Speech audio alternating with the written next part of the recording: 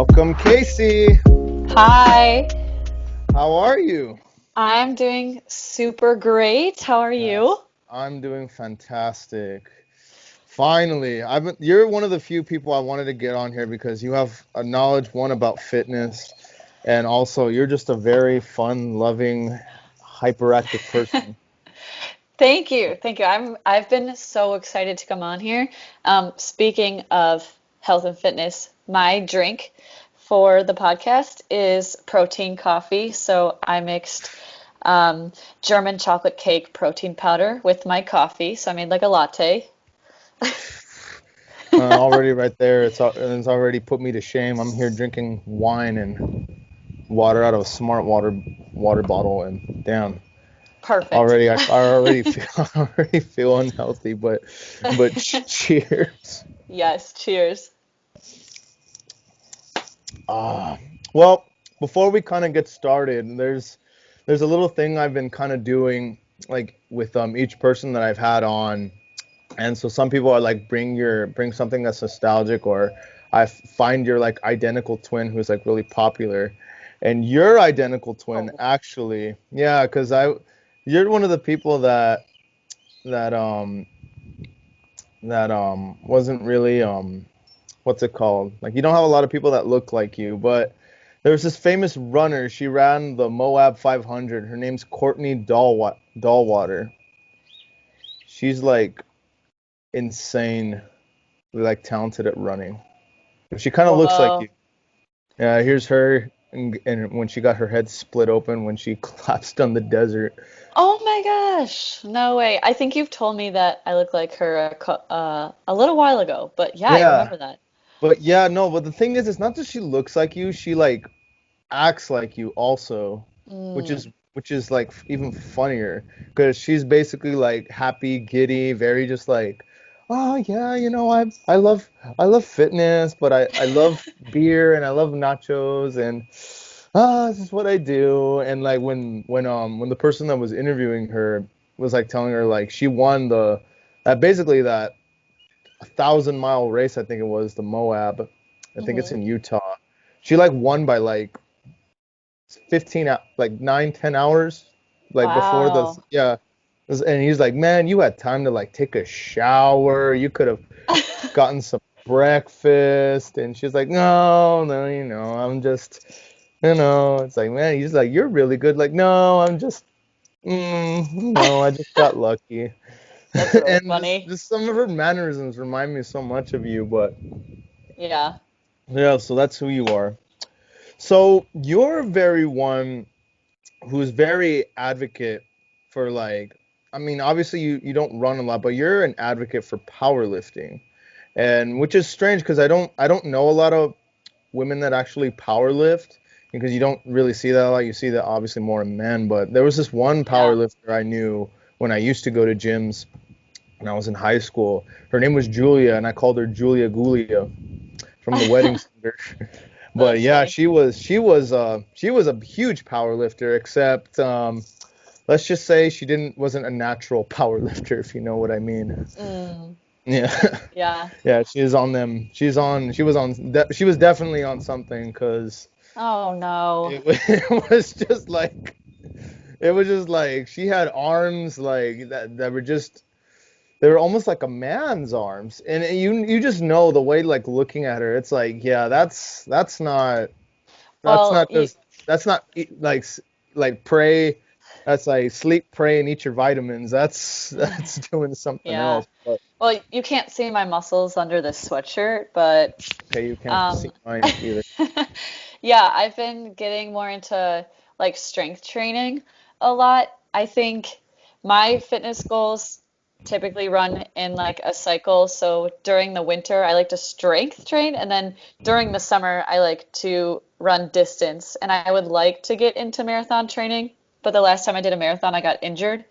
Um, so right now, my strength goal, you'll love this. I'm gonna try to squat 225.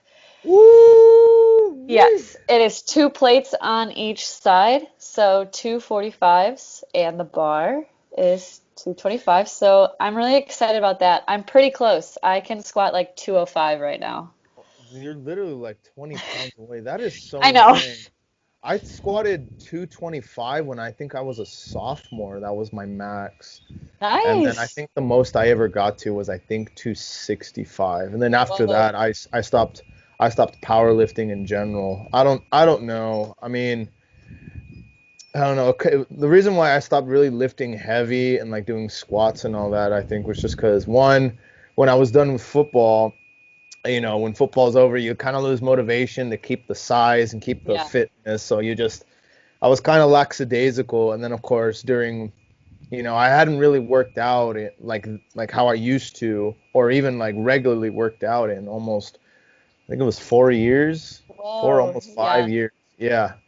And finally, it's kind of a funny story. Like I was getting like kind of not, I wouldn't necessarily call me fat, but I was getting kind of like I was losing my abs, I was losing like my pectoral muscles, like my Yeah. arms really started to not be as strong or look defined as they were. And my mom was Hmm. kind of like giving me crap because she was a fitness instructor, not anymore. But she would give me crap, and then I started dating Emily like right as quarantine started. And so the Yeah. reason how I got to work out again is because my mom kept teasing me and teasing me. And then Emily said something, but she just said it out of the blue, like, "Oh yeah, that'd be kind of funny if we go to the beach and you had like already a dad bod." And like, but like no, but like Oh my jokingly, like she gosh. didn't she didn't mean that towards me, and I didn't think anything of it until I went to sleep and I woke up the next day and I felt like absolute garbage. Like I felt so bad and so like very unhealthy that I literally made up this scenario in my head that she'd called me fat.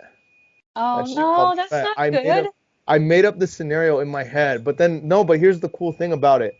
That little scenario that I made up in my head just thinking about that made me go outside and start doing push-ups. And I kid you not, I could Yes. only do 10 push-ups. That's 10 still more push-ups. than me, and I've been working out. That's good, Christian. I'm talking about I could do a measly like 10 push-ups, and you're like, well, Sorry. at least I could have done 10 at your worst and at my Yeah. best. But yeah, but then it started. I started incorporating more exercises. Then I was doing like 150. Then it turned from 10, and I just started doing 12 push-ups, then 15 push-ups, and 20 push-ups, and then all of a sudden I do sets of 4 circuit rounds, and I do like 35 to 40 push-ups a round, and to the point where I was doing like 160 push-ups a day. I have a challenge for you, actually. Have you heard Right. the song, the Bring Sally Up song? No, I haven't. Okay, so look up the Bring Sally Up song, and when it says Bring Sally Up, you do a push up, and you have to stay like down or up, wherever, whatever position you're in, until it says like the next line. Like I haven't looked up the song yet, but I've heard it before, and one of my clients is doing that as a push-up challenge just for fun. So it's like Bring Sally Up. I don't know if it says Bring Sally Down to go down, but anyway, are you Oh looking no, at the yeah, challenge? I'm actually looking it up right now. Yeah. Yeah, so if you want to do that challenge, you can test your strength. Try to get through the whole song. Let's see. Yeah, there's a bring Sally up squat challenge. There's a bring Sally up push up challenge. Yeah, here's push up right here. Nice. Yeah, so I mean, you could do that challenge with a ton of different body weight exercises if you want. One of my clients is specifically doing it with push-ups. So if you wanted to do like squats, you could do squats. Yeah. Or she was actually joking about doing it with pull-ups too. That would be really cool. Oh my God, with pull-ups, man, you have to be insanely strong to do that. Oh yeah. Oh yeah.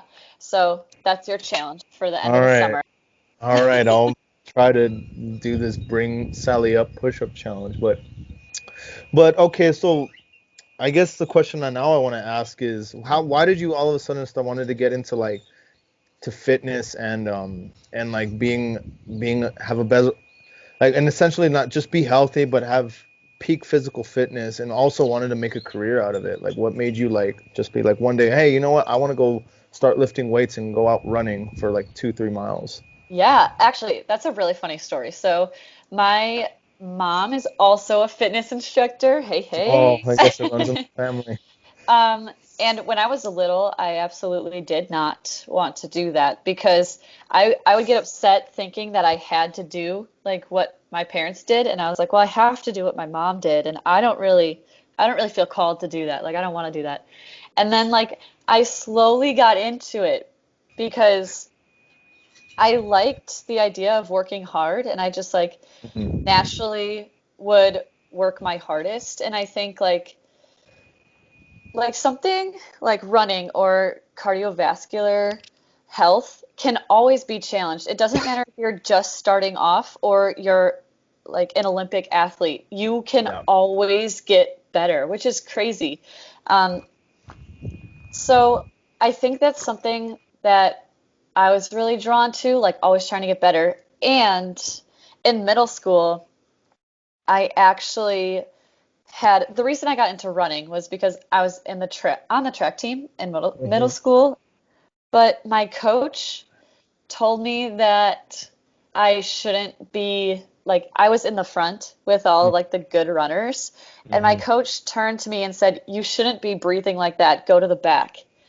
And that like totally blew my mind like, "Oh, I shouldn't be struggling this much. Like I shouldn't be doing this."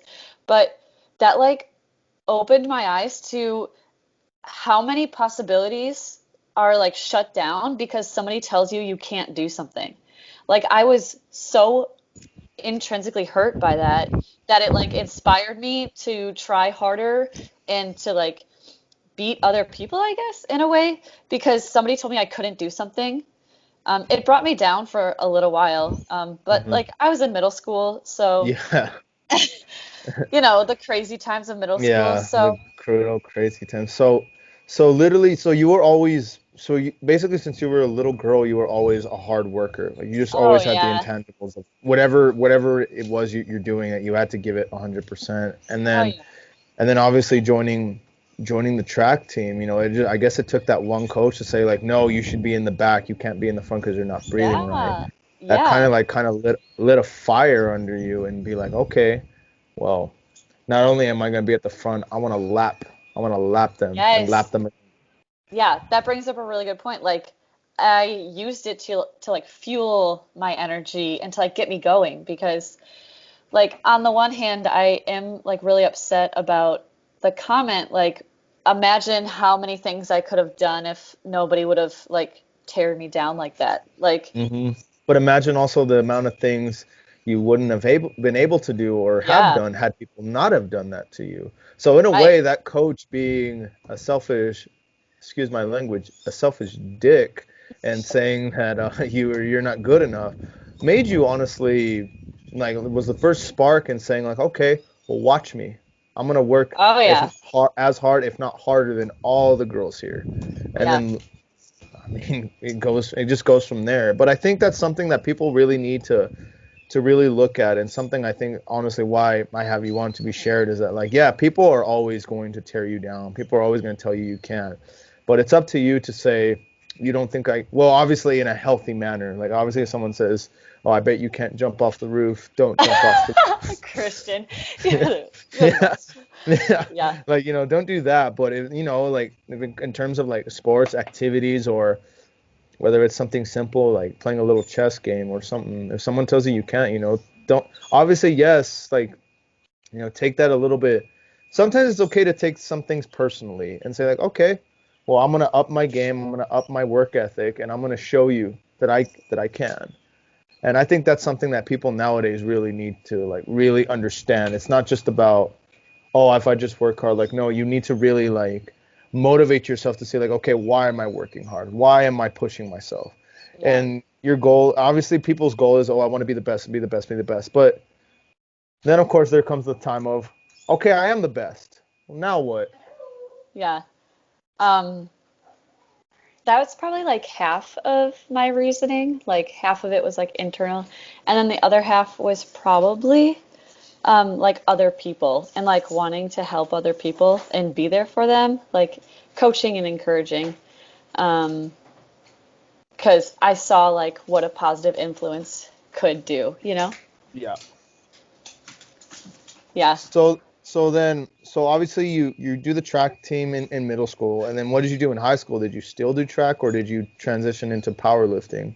No, actually, so I did track in middle school, and then high school, I did the dance team, and then I didn't start like lifting until I would say college. Like my freshman year of college was like just getting introduced to it, so it was like going to the gym and being uncomfortable and not knowing what I was Yeah, doing.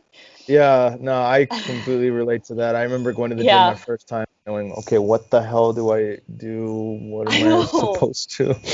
And You then know? you feel like everyone's looking at you, and you're like, oh my gosh, this is Well, so that's why they uncomfortable. invented Planet Fitness, so you don't feel shameful, and the lunk alarm doesn't go off. That's funny. Yeah, yeah. So, um, I I don't know how I decided to like study it because I did kinesiology for my bachelor's with a What is minor. kinesiology? Because I don't even know what Kinesiology is the kinesiology study of is. movement. So, So like just kinetic, the movement of the body, pretty yeah, much. yeah. So kinetic energy is like movement energy, and then of the body. Hmm. So we did like biomechanics, and I had a cadaver lab, which was one of my favorite classes. And so many other classes that I'm obviously forgetting the names of right now. But Yeah. um, I don't know what got me started in that specific major. But like going in, I was kind of undecided, and I was like, I don't really know what I want to do, but this seems really awesome. And then I minored in nutrition because I thought that'd be a great pair to have, just like health and wellness in general. So Yeah. yeah. So basically it was just something that, you didn't even really like mean to essentially just like, oh, okay, I'm just gonna do this. It's almost like you stumbled upon it by accident and you just fell in Yeah, love with it. I would say so, yeah. And I did change my major a couple times because I was looking at occupational therapy. Um, but then I knew I didn't want to go to grad school, so I was like, just kidding. Let's not do that. And I actually started group exercise instructing in college. So I would teach group exercise to the college students Hmm. at our college campus gym, which was really fun. So I've been teaching group classes now for, let's see, 1, 2, 3, like 5 years. Hmm. And then I got my personal training certificate the year after I graduated from college. So yeah, it's been fun. Well, I mean, it sounds like you're having a lot of fun, and one thing I really incorporate with people is that like some form of another, like exercise is it's so good for you, and not Oh just my not just gosh, physically, yeah. but mentally also, like Yes. with the release of like obviously your body's natural endorphins and just the energy that you feel. And Oh my obviously, gosh, yes, yeah. people will always say, oh, but you feel so sore, you feel so painful, but that's your body basically saying like, all right, it's time to tear down and rebuild, but rebuild stronger. Yeah. And I mean, honestly, I think it's also I mean, to a certain extent, it's a good like self like it helps your self esteem when you feel fit, when you feel like, man, when Yeah. I wake up in the morning, I don't feel like I don't feel I feel just okay, I'm ready to go on with my day. And you know what? Let me Yes. start off with a run, or you know what? Let me even stretching, like doing yoga. Yoga is Yeah. actually something I really want to start getting into because yoga is so good. But I Yeah. mean, Definitely. it's just some people are just more like, exercise isn't my thing. But I mean, it's like, look, man, the science like proves like exercise helps like prolong like your age. Like, you Yeah. look younger, you You're, feel younger, and you last longer. yeah. I would say definitely. Yeah, everything you just said is so, so important. And like the energy you get and like the mental health that comes with exercise. And like one of the things on my college campus, one of the groups was exercise is medicine.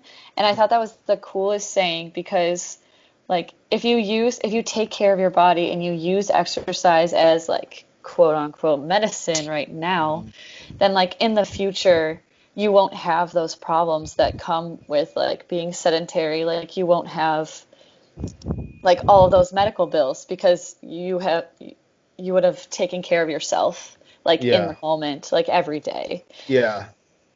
And yeah, no, definitely. Like exercise such does such wonders. But I also like one thing I do need to emphasize is though is that some exercises like for example, I wouldn't recommend a 7-year-old still do like heavy lifting and weights, you know. Yeah, I wouldn't you're I right. wouldn't recommend that. But I mean, I think for people who are trying to look for the right exercises, find an exercise that you love, whether it's powerlifting or running or yoga or just simply doing simple calisthenics like push-ups and Yes. crunches, squat like just jumping squats or just or not even like, I don't know if you ever heard of this program. It's called DDPY. It's called Dallin Dias Page Yoga. It was made by this professional wrestler. And one Whoa. thing that he emphasizes is like it's not your mama's yoga. It's Oh different. yeah. It's not your That's mama's cool. yoga. Like one thing he emphasizes, like, when instead of like using weights, like just get like this and do curls and really just like make that hypertension and squeeze and do that instead. And emphasize a lot of like stretching, obviously, like in different positions in yoga. Basically, like instead of namaste, you just reach your hands out and you go superstar. Nice. He does things Oh like my that. gosh, that's funny. But his results are just amazing. Like there's a video where there's this guy, his name is Arthur. This dude was like pretty much he was pretty much almost like a paraplegic. Like the dude was a paratrooper for like many years in the army, Hmm. and he had such wear and tear on his knees and his joints that he literally had to have braces on his legs, and his wife would have to put break the like tie the braces on him to help him get out of bed. Hmm. And basically, he tried everything, and doctor said, oh, he'll never get out of those again. And he was like, I think 300 pounds or so. But Whoa. he started doing this yoga program, and now if you look from like day one to now, there's the end of the video is him like running like 3 miles, and he's lost all his weight. Like Wow. it's a That's beautiful incredible. story. It's insane, and I'm trying to get my mom to like start this program because her knees are all jacked up, and this is the problem I have with I don't necessarily have a problem with it, but I just want people to be aware about what's it called? CrossFit, like Yeah. CrossFit fitness, because CrossFit a lot of people, and I could be wrong, I'm not the biggest um like professional when it comes to lifting and cross fitness, but a lot of people say like they teach a lack of technique and you're more Oh prone to yeah. injuries. And so my mom was teaching a kind of like the gym was kind of like CrossFit with like a lot of calisthenics, but they would overwork her to the point where now she can't even go for runs anymore because her knee is so damaged. It's Yeah, so damaged. I would say watch out for CrossFit if you want to do CrossFit because first of all, I really want to touch on how you said like find something you love. That Mhm. is the number one thing. Like find something you love or find something and like make it your passion or make it into something you love. Like make it a challenge for yourself because you're not going to continue to do exercise if you hate it. So find something you love and just run with it. I absolutely love that. Um, and then I also wanted to touch on CrossFit as well. I do follow a couple of CrossFitters on Instagram and I love them. They're so great and they're so fit and strong. But if you're going to do CrossFit, I would recommend like safety first. Make sure you know the technique and you know what you're doing.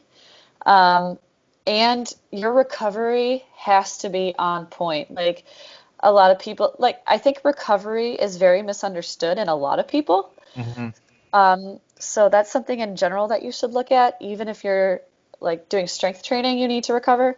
But CrossFit especially is kind of just like beating yourself up. So like if you like CrossFit, perfectly fine. I don't want to choose what you love, you know? Hmm. Like that's all you. But do watch out for it. I 100% agree with that, Christian. Like watch out for your form, for how intense you're working, because those workouts in general are like just beating yourself up at the gym, which is not good for a lot of things. No, and also another thing that I actually like researched was that a lot of CrossFitters actually are, well, CrossFitters and cyclists, they're subject to take I don't know if you heard of it, EPO. Have you heard of EPO?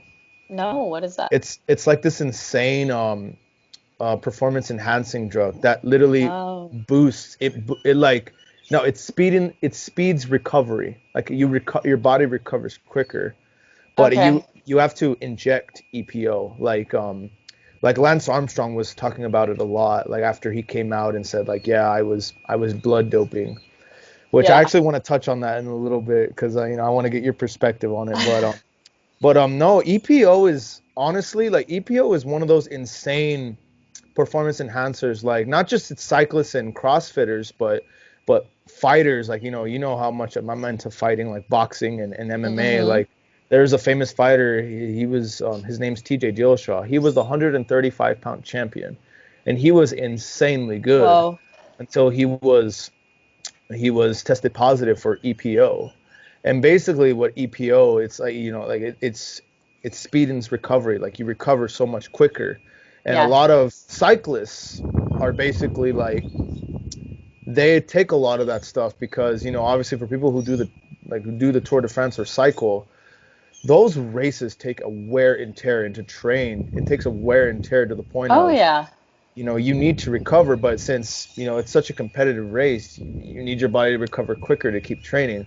But that's what EPO does. But here's the dangers of it. There's a lot of guys that have told stories about where literally they wake up like at 2 in the morning and the EPO is like kicking in, where literally they have to either jump on their bike or go on the, what do you call it? It's not a treadmill, but it's like a bike, Oh, like a an treadmill bike, elliptical?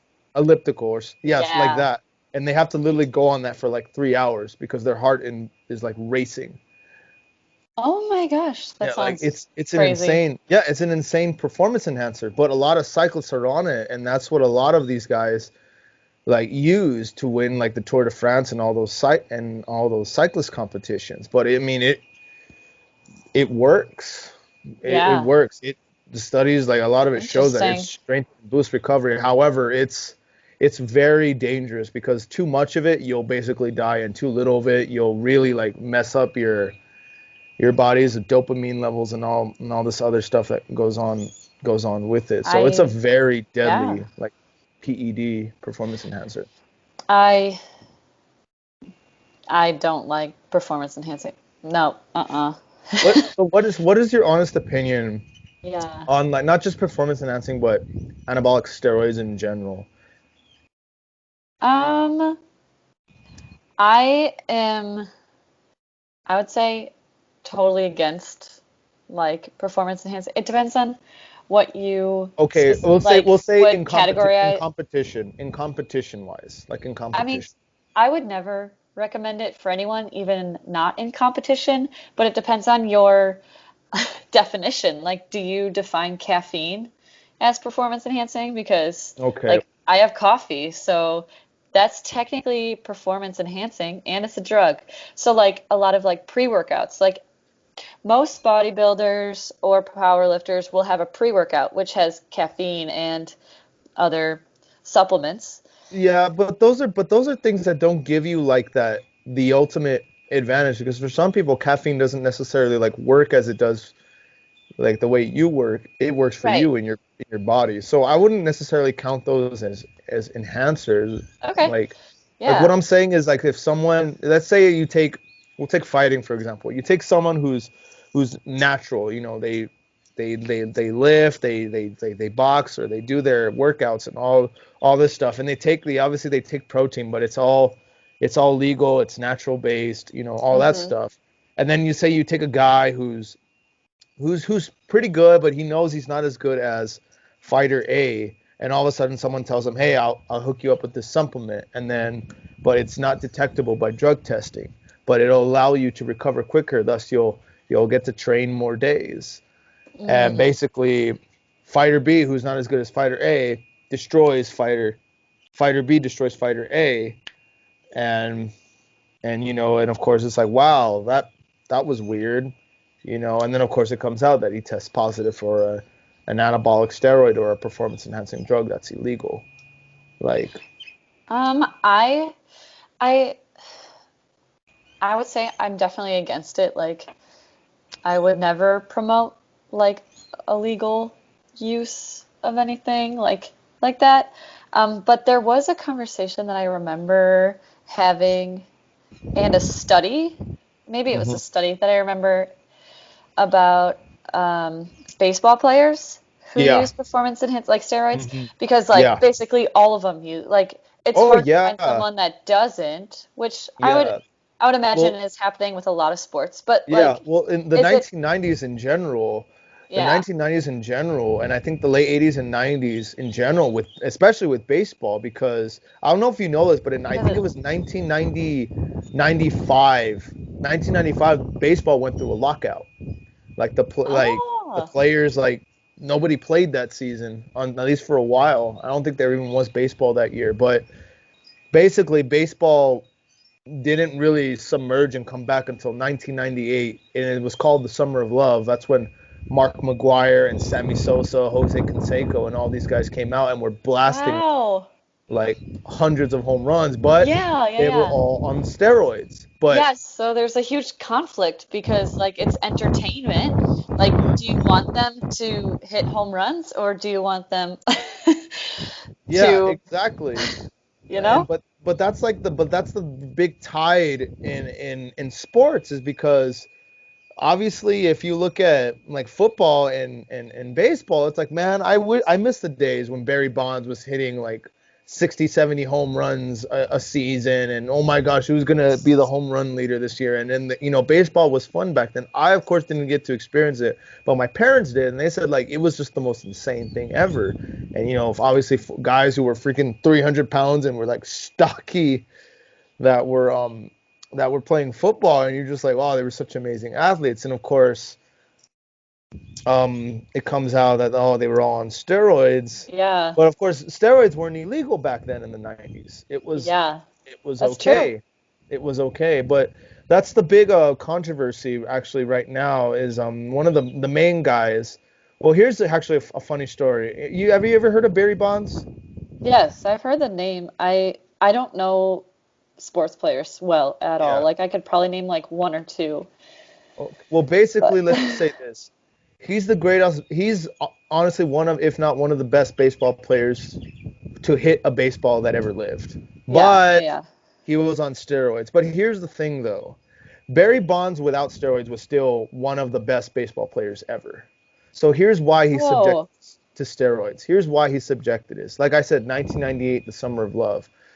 Sammy Sosa, Mark McGuire, Hoke Canseco, and all these other guys were basically stealing thunder from all the players who were naturally built and did everything right.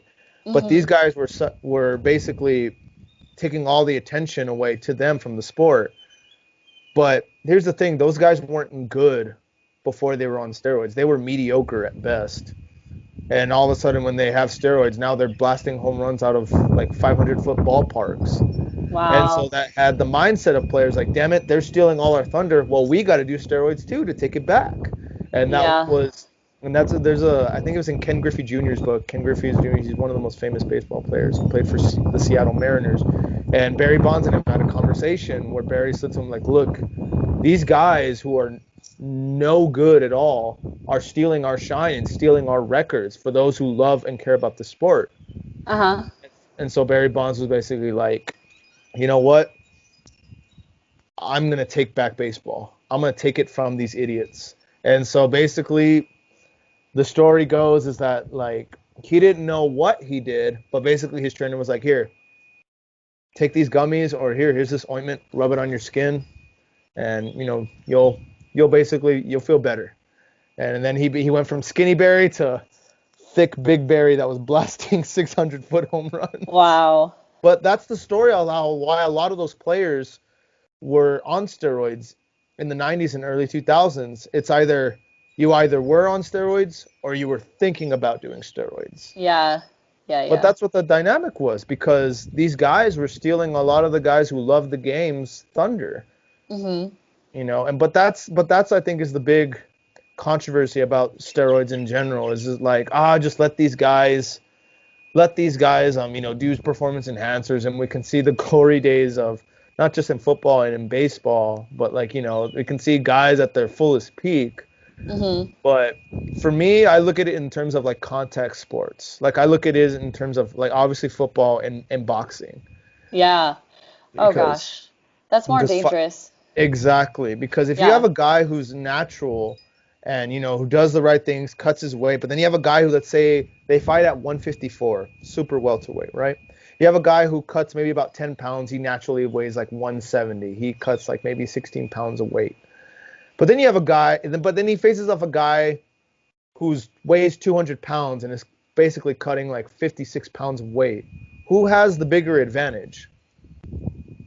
Like, the guy that Yeah. weighs 200 pounds. But that dude, like, there's no way that guy that weighs 200 pounds can cut 54 pounds of weight. Like, there's no freaking way. So he has to be on steroids. But in turn, he's putting that other fighter in danger and honestly Yeah. possibly kill him. So that's why I'm against performance enhancers personally, because you can literally kill somebody if you're taking too much of that crap.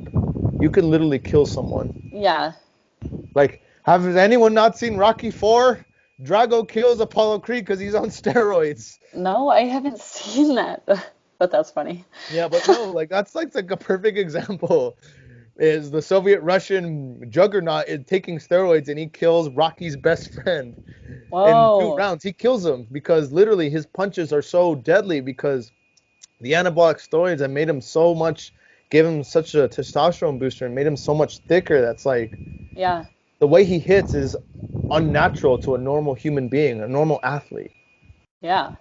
But that's the dangers of it. And I think that, I understand people who say like, but it helps certain athletes who necessarily don't have disadvantages. Like, no, I understand that, but competition is the game, and I understand, win at all costs. But at the same time, are you willing to sacrifice your body and sacrifice somebody else's health to get to the top? And I think that's the Yeah. big question and the big kind of, you know, factor of whether or not you're thinking about doing it or you are doing it is what do the ends justify the means? Is that if that makes sense? Yeah. Yeah. That makes sense. Yeah. So here's a question I want to ask you. You know Lance Armstrong, right? Yeah. So he got caught for blood doping, pretty much Hmm. oxygenating his blood. Here's my thing. I think it's genius for you to basically take out your own blood, add oxygen in it, refrigerate it, and the night before the Tour de France, you simply just put your blood back into your system and you have oxygen in your blood, which means you can go for hours without getting tired. Wow. Yeah. I don't think that's illegal because I think that's just a smart move. But to some people, they're like, no, it's an unfair advantage. I'm like, but he didn't put anything in his blood that was unnatural. It's his own blood. He just added oxygen to it, to his blood cells, and just put it That's right back in him. crazy. Like I struggle to say why that is illegal. I understand why because it gives him an unfair advantage, but to me Yeah. it's like he just found something to do that's smart. I don't see what's illegal about it. Now if he injected himself with like anabolic steroids into his blood and put it back, then I'd be like, okay, there's a problem. But he just put oxygen in his blood and put it back into Yeah. him. I I don't do understand the have to problem. say, it's pretty smart. I will It's say that. It's crazy mhm, smart. Like, wow. mhm. Um, But but it's an unfair advantage. And when you're talking about competition, mhm, like I feel like everybody should be, I don't know, I feel like I don't want to say that actually. I was gonna say I feel like everyone should be on the same playing field, but mhm. no one is ever going to be on the same playing field because No. some athletes are gonna get unfair advantages like training wise, like strength training wise, like who has a better strength coach or like how did they train for the race, like what resources do they have?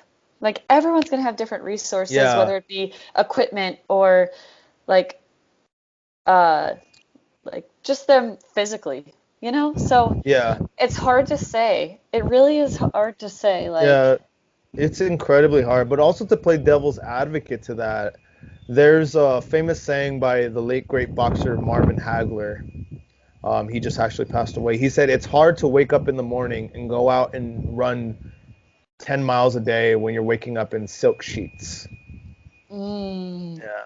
So that can be a disadvantage too. When you've made it to the top, you've made enough to secure yourself and secure your family. It's like, what? How are you going to find that motivation? And that, in turn, the lesser man can have an edge over the guy that's the best. yeah, So yeah, you're absolutely right. There isn't an even playing field because sports is not is yes, it's physical, of course, but I think most of it is mostly mental.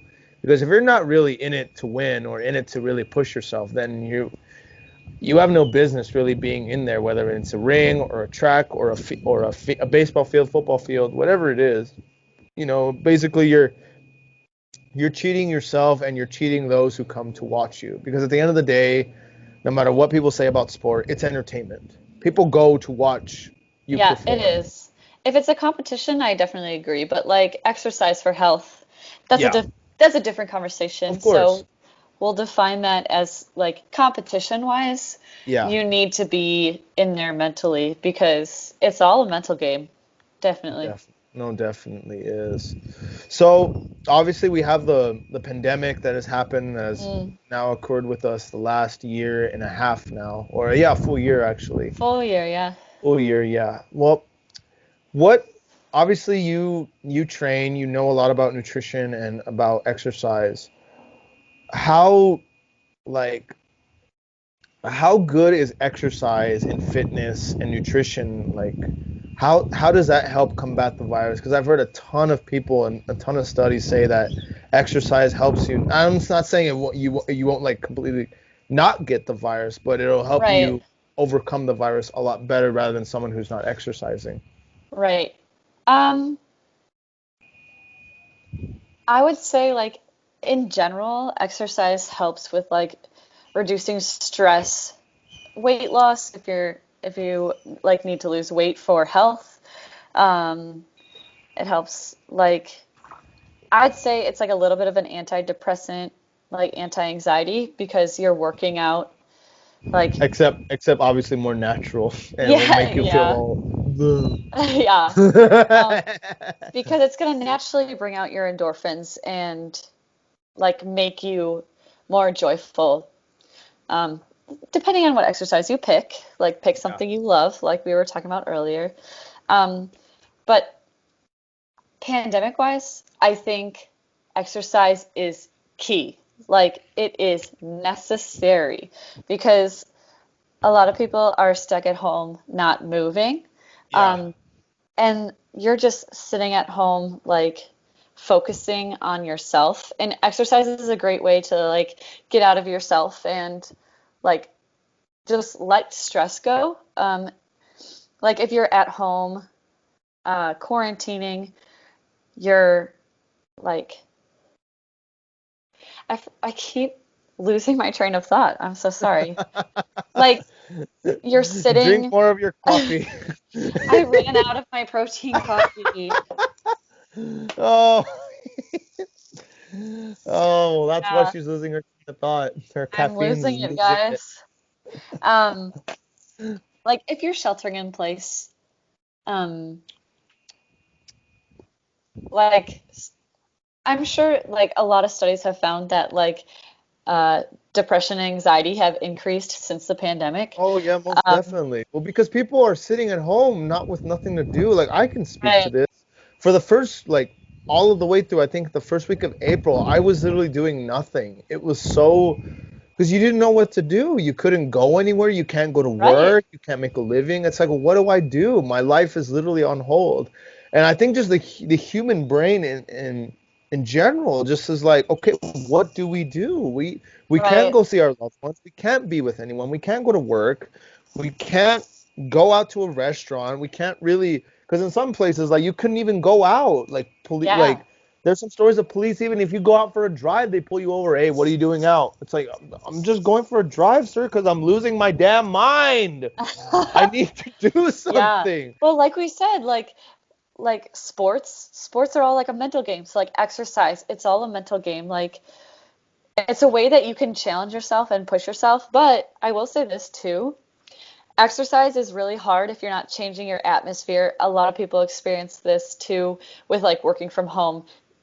Like if you're not going into the office, it's hard to focus because at home, you're in your rest place, your place of relaxation and like comfort. So it's really hard if you're not changing your atmosphere. So like going to a gym, it's hard to get motivated.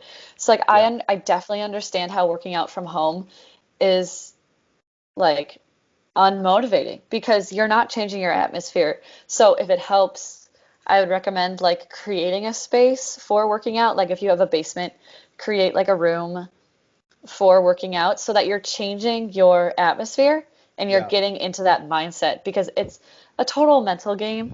Um, and so I haven't looked at, I know you asked me like how exercise helps with like the pandemic and like the virus. I don't really want to speak to any specifics because I haven't looked up studies that are like Uh-huh. this helps with this.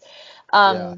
But it's the same with any like flu or I was gonna say disease, but like a more fit person, someone who's getting all the nutrients they need in their day-to-day diet, taking vitamins, exercising, working out, and staying healthy, they're going to be less likely to have more severe symptoms for almost anything. Hmm. So it's just like, yeah, I don't want to say anything wrong, Right, um, right. but someone who's taking care of themselves naturally with nutrition and fitness um, isn't going to feel as sick when they get sick because Yeah. they daily take care of themselves. Most, Yeah, most definitely. I'm actually looking this up. exercise is medicine. That's what I Let's see this. was Yeah, saying before. exercise. Let's see. Okay, I found something. Let's see here. Screen. Let's see. Start sharing. Okay, regular exercise may reduce the risk of acute respiratory distress syndrome, a major cause of death in patients with the COVID-19 virus. A Yeah, top exercise research reports. He is urging people to exercise based on his findings, which also suggests a potential treatment approach. This was the newsroom.uvahealth.com posted on April last year. It's a yeah, common question. Should I still exercise during the COVID? There are many physical and mental health benefits of regular exercise. The novel yep, coronavirus pandemic is disrupting every aspect of life, and exercise routines are no exception. COVID-19 closure of parks, gyms, blah, blah, blah, make it harder to exercise. However, exercise is important to maintain health, prevent weight yep, gain, reduce stress, anxiety, and improve sleep. yep. Some studies even show that regular, moderate intensity exercise may have immune boosting benefits, but the impact of exercise on susceptibility to COVID-19 is not known. Yeah. Yeah, but I I mean, would say one of the best like mental um, advantages of exercise is that it gives you a routine. Like hmm it's something that you can put into your routine and you know for a fact that it's going to happen. And like in the uncertain times of the pandemic, like you don't know what's going to happen. It is something you can control. Like I can go to the gym and I can take care of myself in this way. And so it gives you a little bit more like a feeling of control a little bit hmm because you know you scheduled it. It's in your daily routine. hmm No, definitely. Like when obviously during the pandemic, when I started working out, I worked out at least 4 to 5 times a week, and I Yeah. get myself Saturday and Sunday off, or sometimes I work out Monday, Tuesday, take a day off Wednesday, and then I work out Thursday, Friday, and maybe do something like Saturday. But it gave Hmm. me something to look forward to in the day. Like, okay, I have to work out tomorrow. Oh, I can rest today. Okay, and it got me through it so Mm. much to the point where I think in the pandemic when I first got into it. I think I was 186. I think that's the Mhm. heaviest I've been. The heaviest I've been. And then all of a sudden when I got back to work, I think I was 177. So I lost like a few Mm. pounds. I lost like a Yeah. few pounds there. And now I went from that, and now I weighed myself yesterday. I'm 161. I'm Whoa. 161 pounds. So I mean, A healthy strong. yeah, a That's healthy good. strong, exactly. And also to kind of go back about like working out at home, I'm gonna play devil's advocate. I prefer to work out at home. I prefer to Yeah. work out at home. One, because nobody's fucking bothering me about hey, are you done with this machine? When are we gonna be able to use the bar? I hate gyms. I'm sorry, I hate them. Hmm. I hate being bothered when I'm trying to work out and focus. I hate being disrupted. I hate people like looking and staring. I just want to be left alone. I want to be in my exercise. I just want to get in and get out. I don't want to stare at booty. I don't want to stare at other guys staring at me. I don't want any problems. I'm just there to have my fitness and go home. That's all I want Right? to do. Yeah. That's it. Um, Or at home, I feel like, you know what, I can just get my stuff done. I can dedicate an hour, have my exercises, and then boom, I'm done. I can go back in the, like I work out either in the backyard or in the garage. mhm. But now I have dumbbells and I do push-ups and crunches and all that stuff. And I even started running on the treadmill, which, Nice. you know me, running. Yes. Yeah, I started running on the treadmill, but just those little things. But I feel so much better. And actually, there's a stretch I want to show you before, after we're done that I showed Emily. That's really good. I don't know what it does, but it helps with your mood. Like it helps generalize your mood. But Ooh, just those I have one little. too. Oh, great, and we can share that. Sorry, people, Yes. you unfortunately won't get to see it That's because it's our okay. secrets. That's all right. But that's helped me like generally like help with the schedule and help me like okay, I gotta work out, and there's no and it gives me no excuse why I can't work out that day. Hmm. It gives me a mentality of okay, there's no excuse because I have everything I need here. Why can I not work out? That And when I is don't, very true. I feel very like internal like oh you lazy ass, you can't even work out at so it kind of is a thing that I warped in my brain. It's like, okay, I have to work out because there's no excuse why I can't. Yeah, as long as it's like a healthy motivator, I think that's Yeah. okay. I would disagree with you a little bit. I love gyms only Hmm. because I work at a gym. Well, of course you have to disagree with me. You're here to promote gyms. You're here to promote that Yeah, their well, fitness. promote Lakeview East Athletics and Performance. If you live in the Lakeview area of Chicago, come check it out. It's a very small facility and it's privately owned. So we have like a very small amount of members who have created like a really cool team atmosphere. So they encourage each other. Um, and uh, they're just like there for one another. They keep each other accountable. If somebody doesn't want to wake up for a 6 a.m. class, somebody else will text them and be like, I'm going to be there. You better be there. So it's good. I think gyms are good for finding like accountability partners or like I don't have space in my apartment for the weights that I would like to lift. So I have to go to a gym to lift what I want to. Yeah. But yeah, if I had a private gym at my home, you know what, Christian, that's goals. That's the dream. So pretty much marry someone that has money so she can get a private gym. Yes. Go for it, Casey. All right. Oh my Yeah. God. Oh my God. I don't think Philip has that kind of money though. I don't think he has private gym money, you're right. No. No.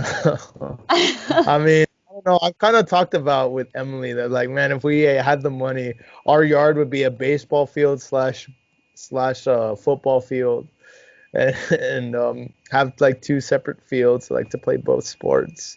Yes. Oh, that's a dream of mine instead of having a gym because it'd be like, oh, I can play baseball games in my backyard. Nice. It'd be so much fun. Well, Yeah. that's the dream. Yeah. Dreams sometimes don't come true, but that's okay. Because dreams sometimes are better in your head than in reality. Yeah. I would say so too. So so this you obviously you study kinesiology, right? Hmm. W- To me, the study of, I mean, movement in general, the way the human body can move, especially from athletes, is, I mean, it's bizarre to me. I mean, Oh first my of all, gosh, yeah. have you heard of Goggins, David Goggins? Have you heard of that No. guy? He's Mm-mm. hilarious. Love him. He's one of those dudes that literally he makes you feel like man, I'm the biggest like oh, like I'm so lazy. I'm so this like basically this is him. I'm gonna do an impersonation. He's like he's one of those he's like very motivational. He's a former Navy SEAL. Like he was Yeah. 300 pounds and had every excuse in the world, and then all of a sudden he became a Navy SEAL, and now he's this ultimate badass. But this is how he is. Like Wow. he like there's a video of him after he got like fluid taken out of his knee, and he was like on crutches for like a few days, and then he's back out running. He's like, some people want to tell me that hey, you were on crutches, you're done. But I tell them motherfuckers, I'm ready. I'm out here. I ain't no little bitch. I'm out here running 10, 12 miles a day because I'm making something myself. I'm staying hard. I'm doing what I can to stay out here and stay hard because a lot of people make excuses of why they can't. Stop saying you can't and say you can and get yourself out and go do it and stay hard and go. Like that's how he is. That's so cool. But he's so cool because he has a book. It's called Can't Hurt Me. It's such a great book. It's like the true story of him growing up and how he became who he is today. And it's such a thing that people I think just people in general need to hear. He had every excuse in the book. Like he was afraid of water, so he couldn't complete training in the military. Um, he was 300 pounds. Oh, I can't go for a run, or oh, I can't do this. I have a working job. But no, he said, "Man, I'm 300 pounds. I'm doing nothing. I'm scared." And also, he couldn't read. He had a very poor childhood. He had every excuse in the book to say like why I can't. Instead, he just flipped the switch in his head and say, "No, I can. I can Yeah. do it." And now, literally, he's like almost he's a millionaire with a best-selling book. Um, mo- Travels the world Wow. motivating people, even willingly. Like for some people, people call him, "Hey man, I need some help." He'll willingly go to you, stay at your house, and make you go through the most uncomfortable workouts in the world. But that's Whoa. what he does. He tries to tell people, like, it's time to find out who you really are. You need to look in that mirror and you need to say, "Who am I?" And you need to find out who you really are. And he's such a like basically one of my favorite videos to watch about him is when he's like when I see God, when I meet God, I want to be able to go to him and be like, "Yeah, God, I did all those things. But look what else I did." And I want God to be like, "Oh, what? He did that? Oh, damn. Oh, and he did that too. Oh, and he did that." But that's the kind of stuff that he thinks in his like he believes in his head and what he does. Is that he Hmm. even wants God to be shocked about what he does. And I think we really need people like that. Not to say like, like exactly like him, but we need people to be like, you need to stop having excuses.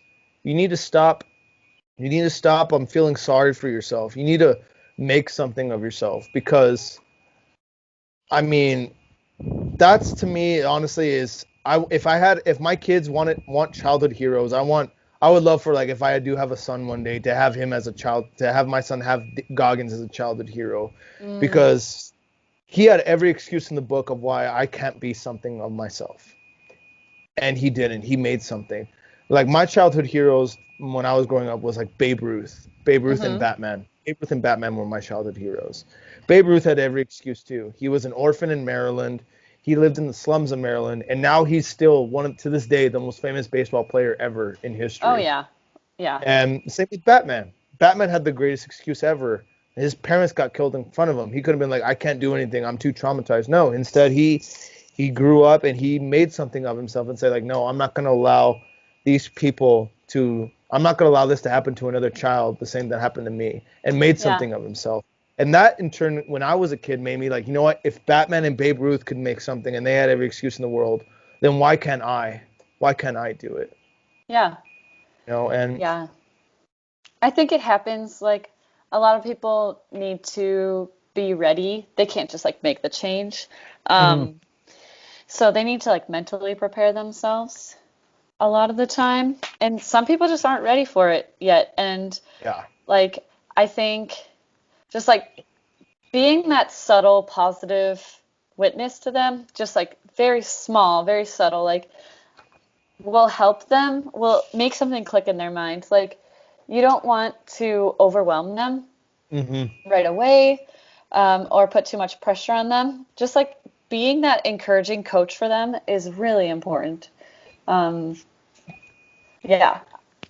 No, I think so too. I think having people, well, I'm a very big emphasis guy that emphasizes about self-motivation because I think if you have someone holding your, I mean, this is not a thing, oh, like everyone that helps you is holding your hand. Like, no, but I think if you're doing something and you still need someone to hold your hand down the line, I'm just using that as just a term, then obviously, you need to let's see what happens when you don't have someone there and when things get hard is Hmm. like something that I'm really like emphasizing about. Like, yes, like granted, some people need another person there to help them stand on their own 2 feet, and that's okay.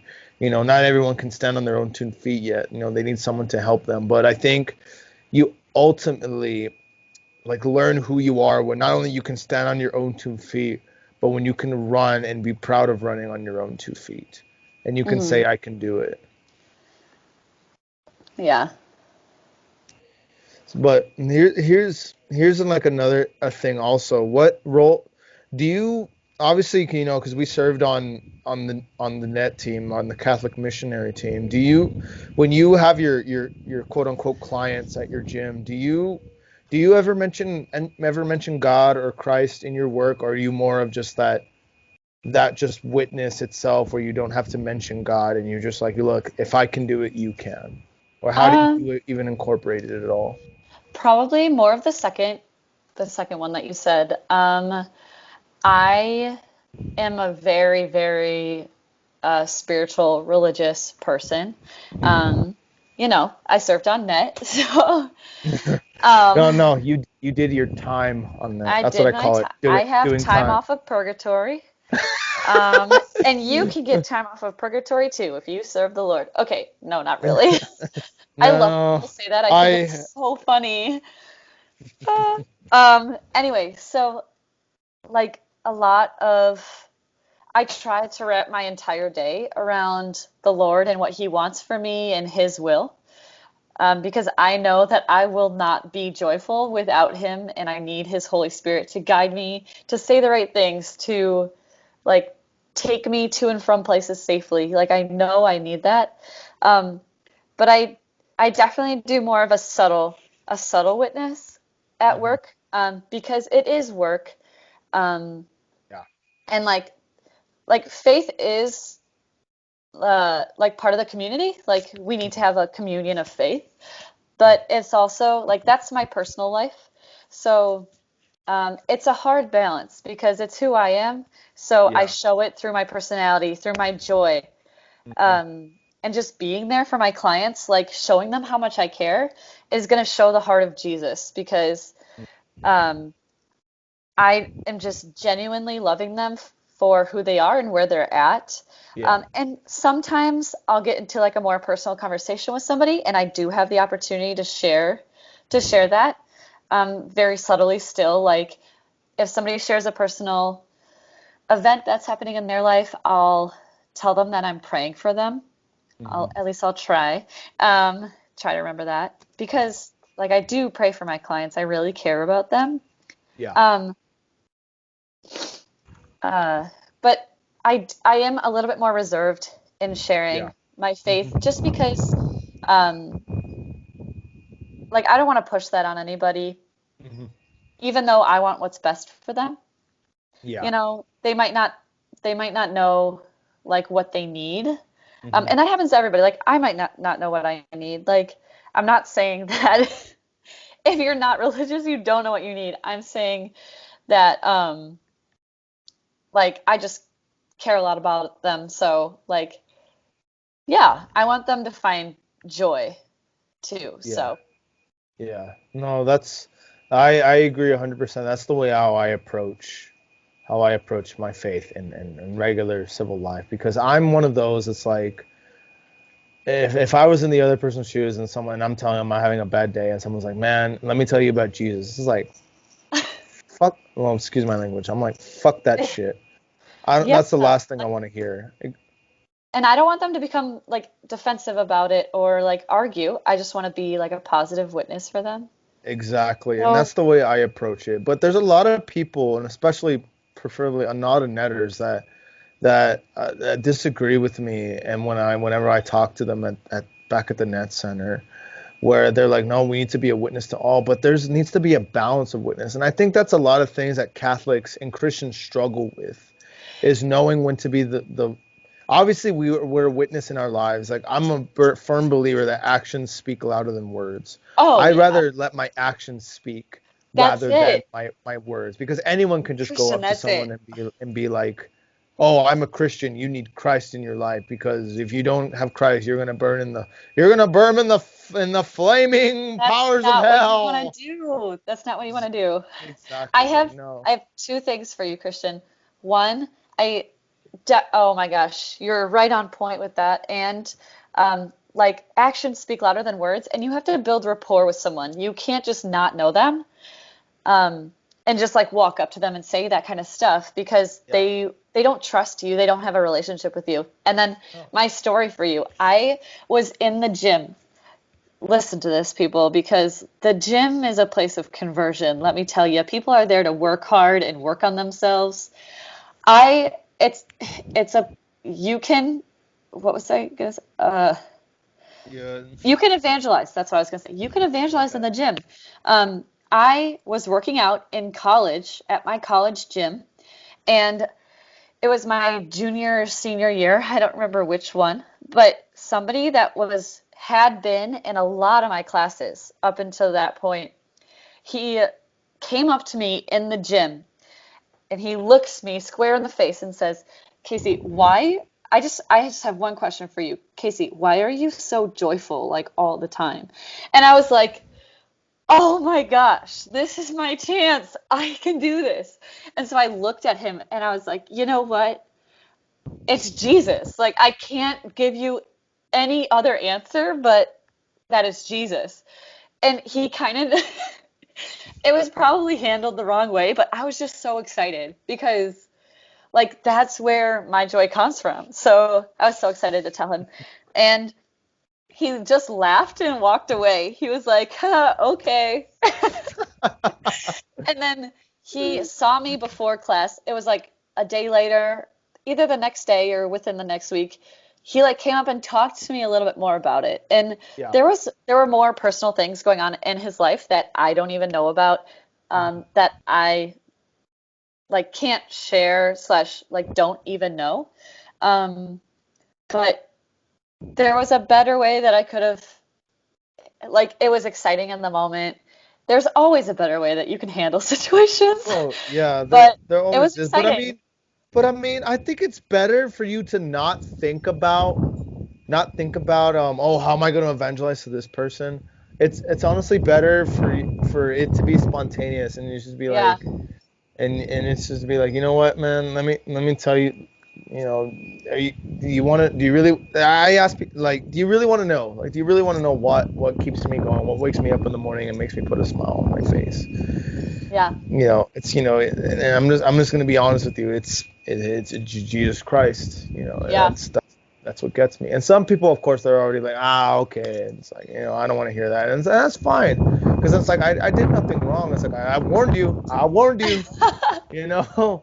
But it's like, but if it ultimately though, if some people are curious, okay, like like I had one of my good friends, her brother, he's an atheist, and I he asked me, like, man, why do you have your positive attitude? Because of Jesus. And he's like, and he asked me, well, okay, why do you believe in something that's almost like folklore? I'm like, okay, I understand. Like, I understand. I'm not offended when someone tells me, oh yeah, what you believe in, it sounds like a lot of times stubborn nonsense. And honestly, if you were to like, honestly, when people pitched me the idea of Catholicism back when I didn't know any better, I yeah, would tell you the same thing. It's stubborn nonsense. It's yeah. nonsense. It Because sounds like nonsense. you had a conversion too, like a moment where you're like, okay, like this is real, you No, know? yeah, exactly. No, Yeah, like Look, I lived in a somewhat Catholic home. Like my parents were Catholic because we're Mexican American. Like Hmm. Catholicism runs in the Mexican people. And there was a lot of things that just me was like, really? Like fucking Moses parts the Red Sea. A man dies for humanity and then rises from the dead. What kind of nonsense is that? It's fairy tale lore to me. And then for a lot of people, it does sound like fairy tale lore. And it's like, I can't blame you. I can't blame you. Our sole basis of our faith is founded on the fact that there is a God who created the universe and he sent his only son to die for our sins and who resurrected from the dead and Yeah. came back to life. That's the source of our faith. And ultimately, yes, I would not blame people for saying, yeah, that's a load of nonsense. I'm like, you're right. It does sound like it. But let me tell you why I believe it's not. Because there are many instances of my life where I honestly cannot say that's just happened by accident. Yeah. There's just no other way that this happened. Like who would have thought in a million years I would have given 2 years of my life to travel the world to go teach people about Jesus Christ? Yeah. That was never in my plans. For 18 years that was never in my plans or never in my thought. And who would have ever thought I would have done the things I did in high school because I was raised good by my parents, but ultimately, influences got the better of me Yeah. and there's just so many things that have happened in my life to where it's more than just a coincidence and it's more than just a freak accident. Hmm. And there's just so many things out there where I'm like, there's no way we're just sitting here like floating like a feather, just Hmm. wandering and knowing where we're gonna go. Like there's a reason and a purpose for why we're here. And Yeah. that's why I have my faith. And of course I have many other stories of why I believe the Catholic faith is spot on in Yeah. every point in Oh, yeah. teaches. But I don't fault people for saying, oh no, it's nonsense, it's bullshit, it's this or it's that, and science. And I'm like, no, I understand. I don't get offended when people tell me, oh, your church is wrong. Okay, tell me why. Okay, I understand. All good, but I'm gonna tell you why I don't think that. Yeah. If you allow me to. Yeah. If you just Nice. allow me to, And then there's some people that are giving me valid arguments. I'm like, no, you're right. Like the biggest one, obviously, and this actually is a big deal because Elton John came out and was like, why will not the Catholic Church, bless gay marriages? And I said, well, the reason why we can't is because in accordance to God's law, marriage is between man and woman. Since the before even the Catholic Church was founded, since Judaism and Judea, like Judeo-Christian values, like that was since we believed in God created man. Man was supposed to be with woman, and woman was supposed to be with man. Hmm. But then again, my answer is, but why do you need our permission to live the way you live? It's legal now. You can do whatever you want. Why do you need my permission to tell you what to do? It's like you can do whatever you want. I'm just telling you, you asked me a question, I'm answering it. You get offended. It's like, I'm sorry, but you don't need my permission. You can do whatever you want. Hmm. And that's my answer to those who try to ask me why I'm Catholic or why I'm Christian, why I believe in this, or what do you think of that? So it's like, look, here's my beliefs, but why do you need my permission to live the way you live? If you want to, if you're gay and and you are a homosexual man, if you want to get married, I'm not going to tell you, oh, don't do that. It's like, you have every right to do it. You're a human being. You have free will. You can do what you want. I'm just telling Hmm. you why I believe why it's not, why I'm not like 100% like for it, brother. I'm not for it. But that doesn't mean I don't look at you any less human. It's just those are my Yeah. morals, those are my beliefs. I think And I've there's, Yeah, go ahead. I'm sorry. oh no, I was just gonna say there's a difference between like supporting someone and loving someone. Like you can love them and you should love them, um, because everybody was made in God's image. Like, Hmm.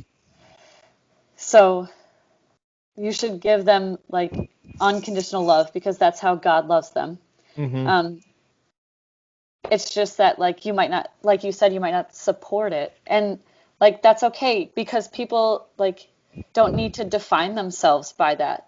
Like that's not who they are. It's a part of them. but it's not who they are. They are Yeah. a daughter, a son or daughter of God. Like, Hmm. so yeah, No, I mean, I think it's just funny when people try to like get me to be like, "Oh, what do you think about when this or that?" I'm like, I don't know. What does it matter? Does it really offend you that much that because I believe one thing? Look, I'm not really for people like I talked about this with one of my friends, Lauren, on her podcast, talking hmm about like we talked about abortion and stuff. I'm not one of those people that's going to stand outside an abortion clinic and say, this is oh, what you're doing is murder. Because the last thing I think a woman wants to hear when they're having an abortion is to be called a murderer. Because I'm a firm believer of this. There's no woman in their right mind ever wants to have an abortion. Nobody does.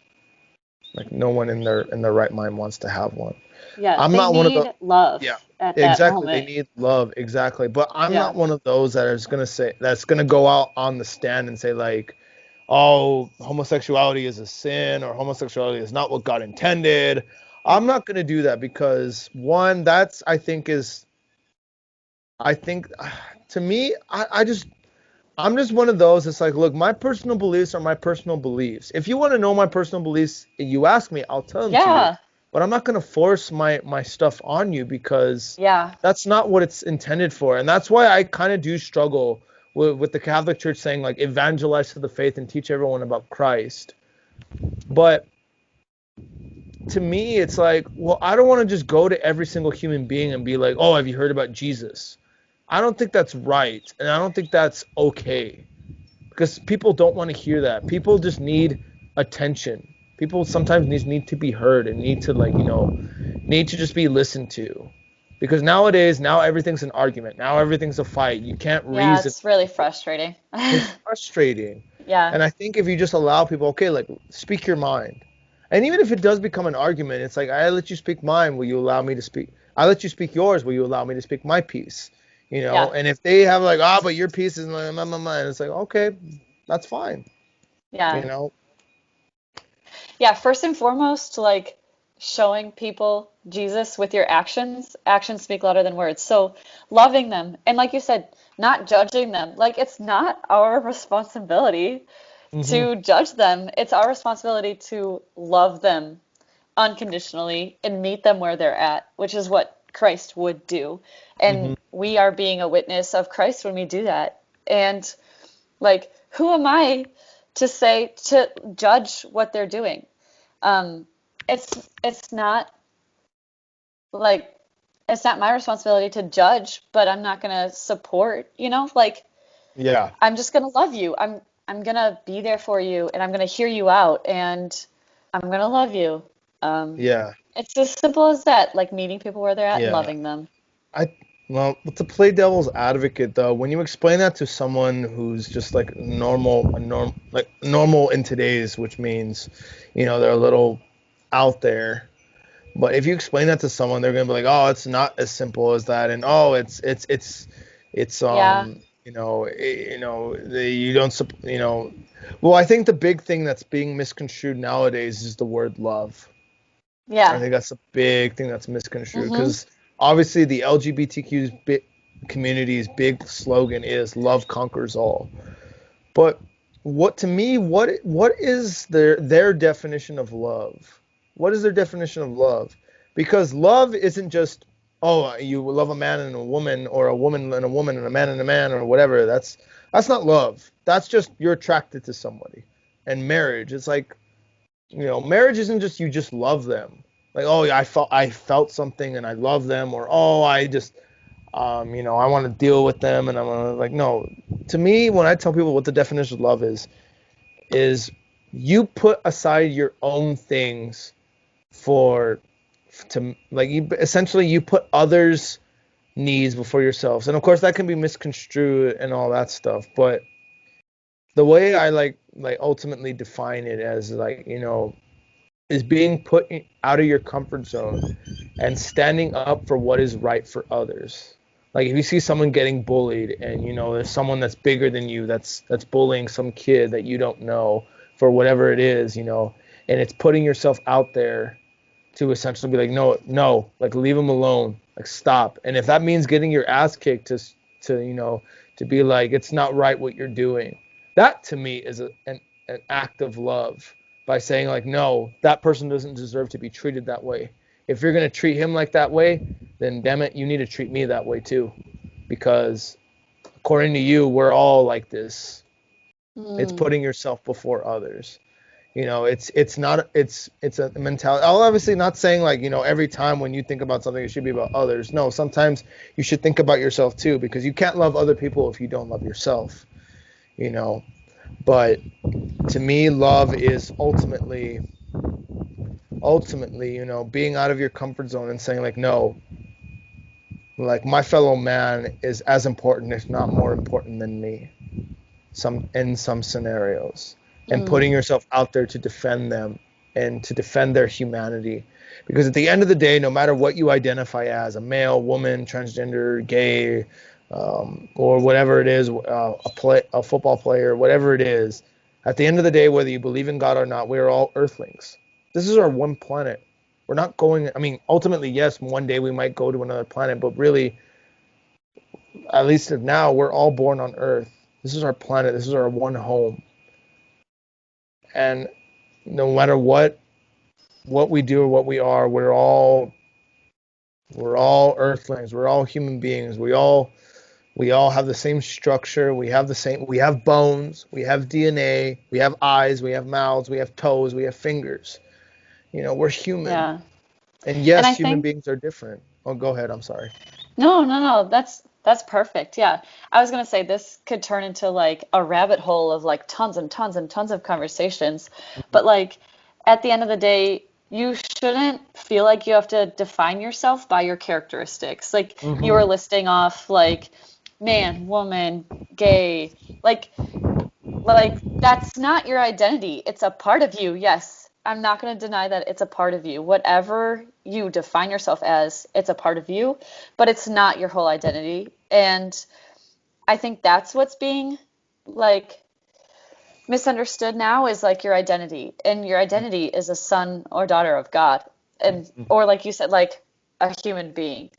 Like I think like a lot of the times people focus on like too specific part of themselves like oh I'm a fitness instructor or I'm a social media director or like I'm a woman like those are small parts of me but to my core I am a daughter of God and so Mm-hmm. yeah I Yeah. just yeah Yeah, no, the reason why I obviously have to pull two sides of the coin, because I am Catholic, obviously, I'm yeah faithful, but I also need to understand the other side of the coin, because I was also on the other side of the coin. And for those who are listening who don't believe in God, it's also understand like, look, I understand if you don't believe, but at the end of the day, we're all human beings. We live on hmm this earth, and this is our only home. yeah Where there is one race, and that's the human race. And the human race is we ultimately rule the earth. We rule, but I think honestly, really, it's the earth that rules the earth, because the earth creates hurricanes, tornadoes, rainstorms, snowstorms, uh-huh. earthquakes, and all that stuff. But no, we're the human race. That's why I just find it so bizarre about racism and hate crime and all these horrible things about people, and separation, and all these things. It's like, look, I understand what you people are going for, and I understand, but man, promoting hate to all other people and saying like, oh, these people are against me. It's like, look, I understand, I get it, but at the end of the day, we are the human race. We are one people. Yes, we're different. We look different. Because if everyone wanted to look like you, it'd be a boring life. It'd be boring. If everyone wanted to be like you and act exactly like the human brain cannot comprehend when everyone is exactly like you, because you want something different. Humanity desires different things. And if we don't have different, then we would all go insane. Because the definition of insanity is doing something over and over and over and over and over again without change. And if everyone yeah were to be the same, there'd be no living, there'd be no life, there'd be no fun, there'd be no interactions, there'd be no relationships. Who wants a relationship with themselves? That's funny. Yeah, it's funny that you say that because, like, if we were all exactly the same, then like different genres of music wouldn't exist because I certainly do not like some genres of music and I would never listen to them. But like that's something that's super awesome that we have different about everyone. Like, do you really want billions of fitness instructors walking around there? I don't think so. Oh I would God, not like no. that. I would be so No. pissed off if I had every single person like, get down, give me 50 push-ups. That's not how I You need to get your train. chest big. Ah. That's not how I coach. Oh, I know that's not how you coach, That's but I've funny. seen some fitness trainers at the gym. They're like, come on, get that last rep. Ah. That's funny. Yeah. But yeah, no, I agree. I agree 100%. But like speaking of which, in terms of differentialities, me and you on the road, I Mm. honestly describe it to people as like we're similar, but also we're very different. Like obviously, I was a rule breaker. I did not like to follow some rules, Ah. and you did, but that didn't mean like, oh, that's it. We can't be friends and we can't work together. No, we had to work around that. Yeah. And obviously, but that's okay. What I'm trying to say is that's okay. Is that we're different. Yeah. Like obviously there'd be rules where I'd be like, this is stupid. Why do we have to do it? And then you tell me like, well, we have to do it because, and it's like, fine, I get it, but I'm gonna worm my way Fine. around. I'm gonna worm my way around it. But one thing I will say though is that even though like I'm not gonna lie, and this is not a knock on you, Casey. I understand what you had to do and why you did it, but when I noticed every single time though, when you put yourself out there to benefit us and to take care of us, I noticed it and I was like, yeah, we have a solid foundation. We have a solid leader. Mm, You thank you. know, like obviously, like especially because during Easter, because we were Mm, so tired. yeah, we were. And to those who will be listening, net is very exhausting. You're tired. People are sometimes are sick and they need rest, and net sometimes consistently gets you to push you, push you, push you, push you, push you, push you. And some people just can't push. Yeah. Like we had a couple members that just couldn't give anymore, and that's not a knock on them. It's just like some people just don't have that where they can just keep going. We need the rest. And when I noticed, because I know you're one to really push people. That's not a bad thing, but you're just like that naturally. But when Hmm. you notice, like, you know what, they need to go do what they need to do, and I would notice that like a lot of the times, and I'd be like, damn, like, you know what, we're good, we're set, we're fine. I know we're gonna be okay.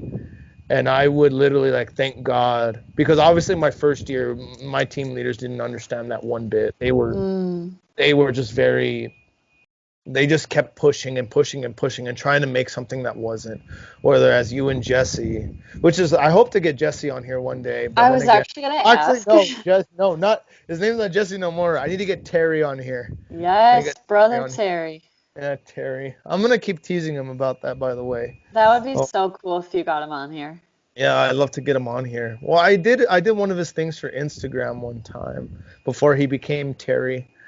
Yeah. Um, yeah, but no, there were a lot of times when I'd see you and him make sacrifices and make things. You'd be like, you know what, guys, F it. Let's, you know what, go do your thing for a little bit, and then you know what, we'll just meet back up and do what we need to. And I'd be like, yeah, they really do care. They really do care about us. It'd make me sometimes because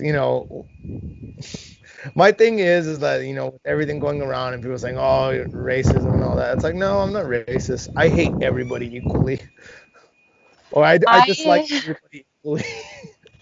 I used to come home from school and just like look at my mom and be like, I hate everybody, which obviously is an exaggeration. Yeah, But yeah.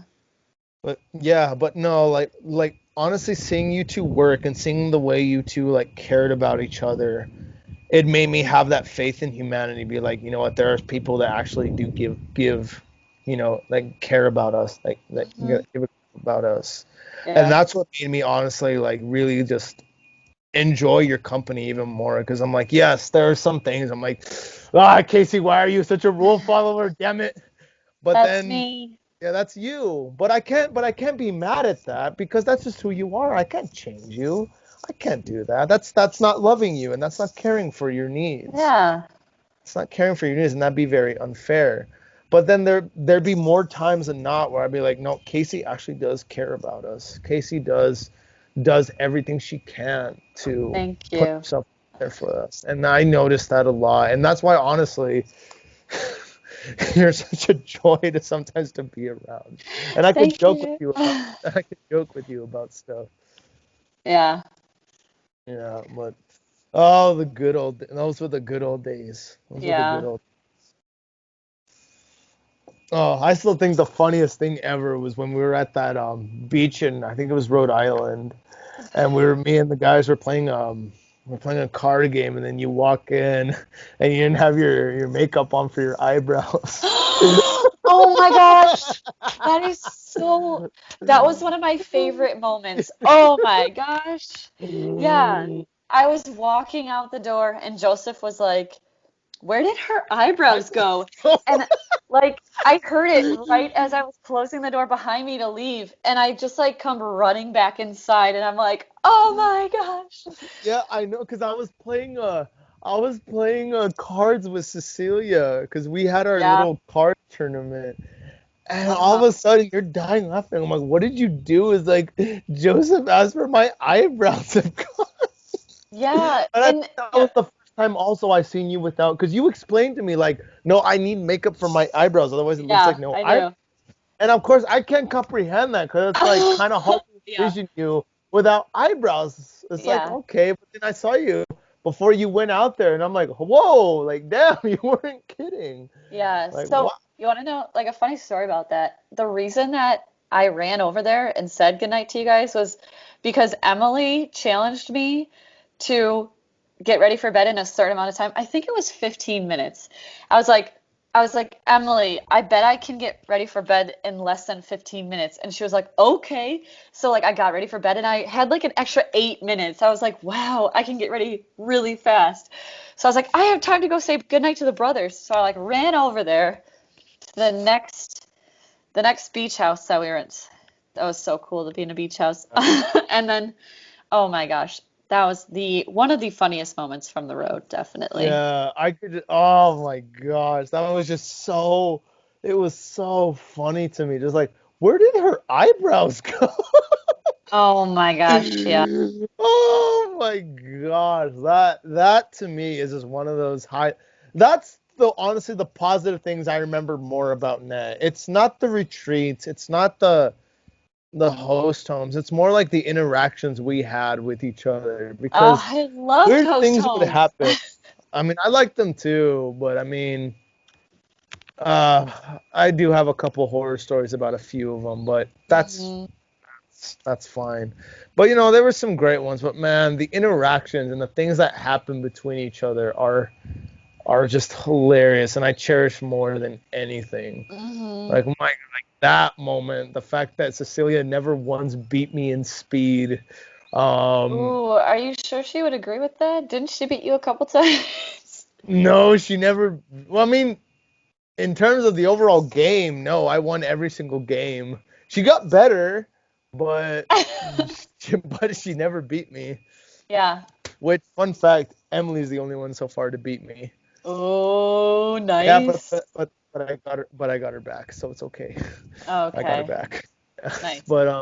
But yeah, those little moments, and obviously us the moments with the guys, and then all of you, and then the best moment ever though I think that we ever had was when we all played baseball. I mean, that's my best memory because to me that made me so happy because I talked forever about like, man, I would love to play baseball because baseball is my favorite sport to play.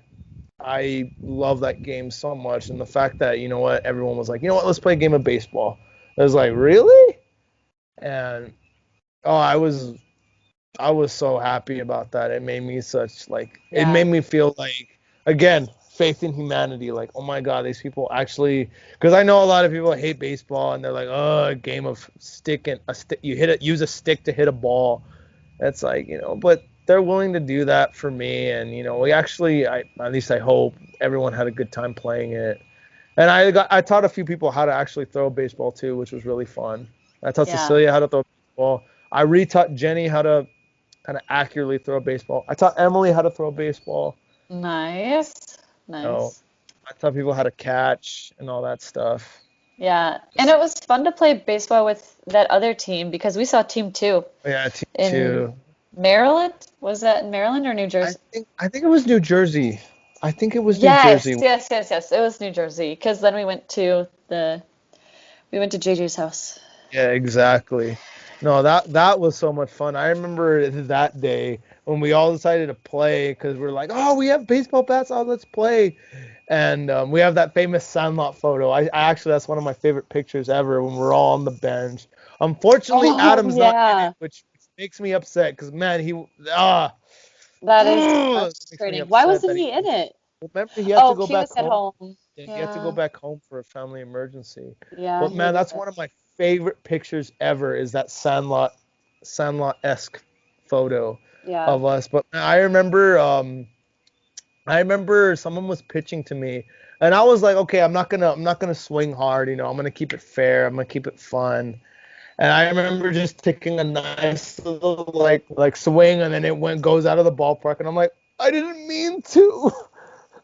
I didn't Oh mean my to. gosh. And I was pitching to Monica Conway, and I remember like the first two pitches, she swung for the fences and missed. And finally, I give her one perfectly down the middle, and she hit that thing, and it was like, damn! It was gone. It was gone. Yeah. Yeah, but no, those were some good memories. Like, but that's the stuff that I take in for. Like I don't know if you know, I have my issues with N.E.T and the way it's run sometimes and the way they treat missionaries. But I more think of the happy times and the more awesome, amazing times that we had. And I mean, even to this day, it's like I don't have an issue or like a ill will towards anyone. If anything, it's like I hope everyone is doing okay, and I hope everyone's living their lives exactly the way they want to, in happiness and lovingly, you know. And so far so good. I mean, look, Adam and Cecilia is getting married. Jenny's gonna be um, um, A a drug dealer. pharmacist. Well, don't say it like that because people were like, "Whoa, drug She's gonna dealer." be a pharmacist. Phar- She's Yes. gonna be a pharmacist. Jesse's now in the convent. Um, Yes. you're an awesome fitness trainer. Thank you. I'm dating Emily. Joe Yep. Bartley's doing good. Joseph's doing really well. Katie's getting a new job. Anna's doing great in school. She's Mm-hmm. pursuing her school. It's like everyone's doing great, and it makes me so happy because I'm happy for each and every one of you. Whereas Mm-hmm. people from my first team, I could care less what they do. What? No. Well, that's Pray for unfortunate. them. Uh, that's gonna take a lot of me to do. Like I said, I'm not perfect. Nope, we're all broken, Christian. Exactly. I I am so broken. I'm broken too. Yeah. You know what? It's okay. Because I'd Yes. rather I'd rather admit to myself, you know what? I have some imperfections and I have some not anger, but I just have some like, you know what? They want to do what they do. That's fine, but I could care less. I'd rather admit that to myself than rather dilute myself into thinking like, no, I still care about them. You know yourself and think your true thoughts rather than dilute yourself into lies because I Mm. think that can be more harmful than good. Yeah.